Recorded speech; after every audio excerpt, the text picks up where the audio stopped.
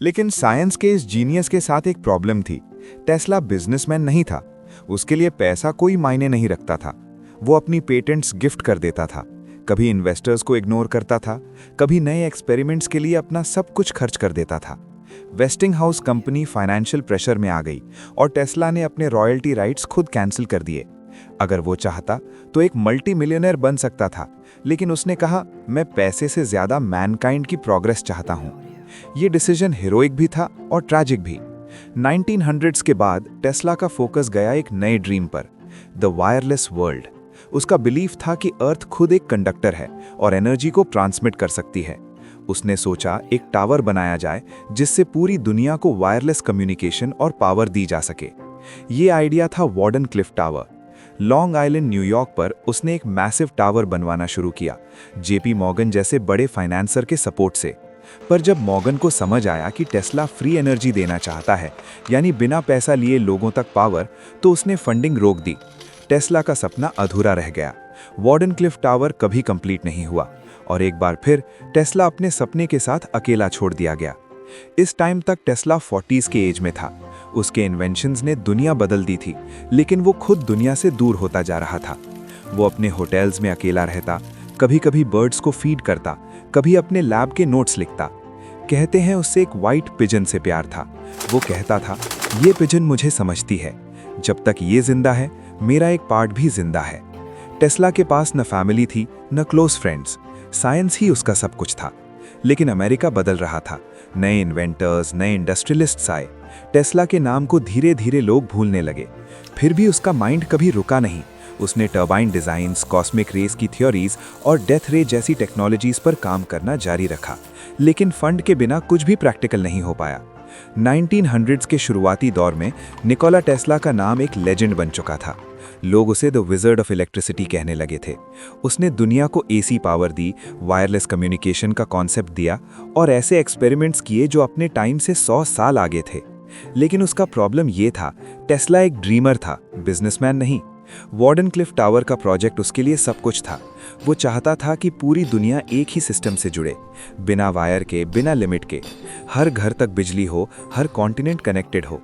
लेकिन जब JP Morgan जैसे फाइनेंसर्स ने समझा कि टेस्ला का गोल फ्री एनर्जी फॉर एवरीवन है, उन्होंने कहा, अगर सबको फ्री पावर मिलेगी तो हम प्रॉफिट कैसे कमाएंगे? और बस फंडिंग रुक गई।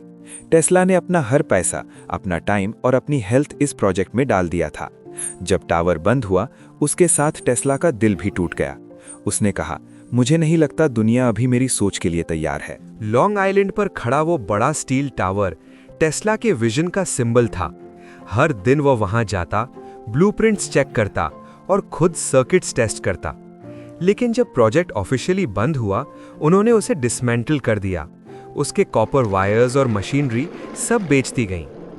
इमेजिन करो, एक इंसान जिसके दिमाग ने इलेक्ट्रिसिटी को टेम किया, वो अपने ख्वाब को अपनी आंखों के सामने गिरते हुए देख रहा था। टेस्ला के लिए साइंस एक इबादत थी, लेकिन दुनिया के लिए वो एक इन्वेस्टमेंट। उसने कहा था, I don't care that they stole my idea, I care that they don't have any of their own. ये लाइन उसकी जिंदगी का सार थी। उसके आइडियाज दुनिया ने लिए, उसे क्रेडिट नहीं दिया, पर वो कभी शिकायत नहीं करता था। वार्डनक्लिफ के बाद टेस्ला की फाइनेंशियल कंडीशन बहुत खराब हो गई। उसने न्यूयॉर्क के अलग अलग होटल्स में रहना शुरू किया, जहां वो अपने एक्सपेरिमेंट्स के नोटबुक्स लिखता रहता। उन नोटबुक्स में लिखे हुए डायग्राम्स, इक्वेशंस और फ्यूचरिस्टिक प्लान्स आज भी लोगों के लिए एक मिस्ट्री हैं। टेस्ला के दिमाग में ऐसे ऐसे आइडियाज थे जो उसके टाइम से लाइट ईयर्स आगे थे। उसने एक वर्ल्ड वायरलेस सिस्टम का डिजाइन बनाया था, एक नेटवर्क जहां से बिना वायर के मैसेजेस, इमेजेस और साउंड्स ट्रांसमिट किए जा सकते। बेसिकली मोबाइल कम्युनिकेशन और इंटरनेट का कॉन्सेप्ट टेस्ला ने सोच लिया था 1900s के शुरू में। उसने एक टेलीफोर्स वेपन यानी डेथ रे का आइडिया भी दिया, एक हाई एनर्जी बीम जो एयरक्राफ्ट्स या आर्मीज को डिस्टेंस से डिस्ट्रॉय कर सके। उसका कहना था, ये वेपन किसी देश को दूसरे पे अटैक करने से रोक देगा, क्योंकि सबको एक इक्वल पावर मिलेगी। वो चाहता था कि साइंस वॉरफेयर खत्म करे, लेकिन लोग समझ नहीं पाए। टेस्ला ने एक ब्लेडलेस टर्बाइन बनाया जो बिना ब्लेड्स के स्मूथ मोशन से काम करती थी। उसने वायरलेस एनर्जी ट्रांसमिशन के लिए एक्सपेरिमेंट्स किए, जहां बल्ब्स बिना किसी वायर के जल उठते थे। वो free energy from earth's magnetic field पर भी काम कर रहा था, लेकिन उसके एक्सपेरिमेंट्स को मीडिया ने मैड साइंस कहकर रिजेक्ट कर दिया।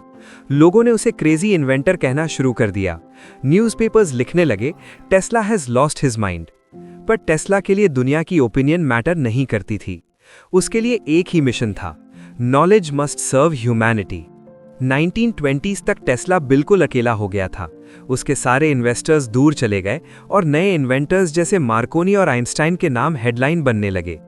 मार्कोनी ने जब वायरलेस रेडियो का इन्वेंशन अनाउंस किया, दुनिया ने उसे फादर ऑफ रेडियो बोला, लेकिन असली आइडिया टेस्ला का था। उसके 17 पेटेंट्स मार्कोनी ने इनडायरेक्टली यूज किए थे। टेस्ला ने कोर्ट में केस भी फाइल किया, लेकिन ईयर्स तक कोई रिजल्ट नहीं निकला। फिर भी 1943 में टेस्ला की डेथ के बाद यूएस सुप्रीम कोर्ट ने ऑफिशियली डिक्लेयर किया, Nikola Tesla is the true inventor of radio. लेकिन तब तक वो दुनिया छोड़ चुका था। उसके आखिरी दिन इमोशनल और ट्रैजिक थे। वो एक होटल के कमरे में रहता था, होटल न्यूयॉर्क, रूम नंबर 3327। उसके पास कोई पैसा नहीं था, पर वो रोज सुबह कबूतरों को फीड करता था। वो एक वाइट पिजन से स्पेशल अटैचमेंट रखता था। उसने एक बार कहा था, मैं उसे प्यार करता हूं जैसे एक इंसान किसी और इंसान से करता है।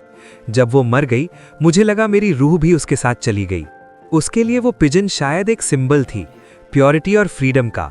जिस तरह वो बर्ड फ्री स्काई में उड़ती थी, वैसे ही टेस्ला भी एक फ्री थिंकर था, बिना लिमिट्स के, बिना ग्रीड के। टेस्ला के नाम पर कभी कोई बड़ा अवार्ड नहीं मिला जब वो जिंदा था। नोबेल प्राइज कमेटी ने एक बार प्लान बनाया था उसे एडिसन के साथ नोबेल प्राइज देने का, लेकिन दोनों ने मना कर दिया। एडिसन ने कहा, मैं टेस्ला के साथ अवार्ड शेयर नहीं करूंगा, और टेस्ला ने कहा, मुझे अवार्ड नहीं, प्रोग्रेस चाहिए।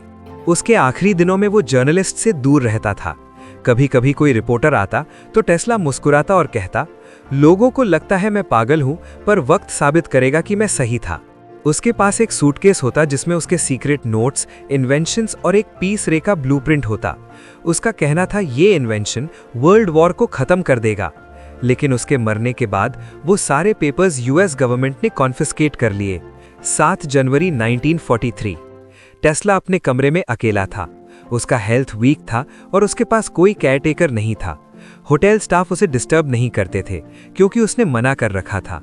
2 दिन तक जब टेस्ला ने अपने कमरे से कोई आवाज नहीं निकाली, स्टाफ अंदर गया और देखा टेस्ला अपने बेड पर शांत पड़ा है।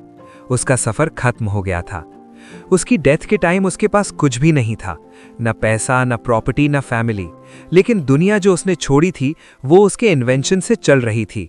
क्या आयरनी थी, जिस आदमी ने दुनिया को रोशन किया वो अपने आखिरी दिन अंधेरों में रहा।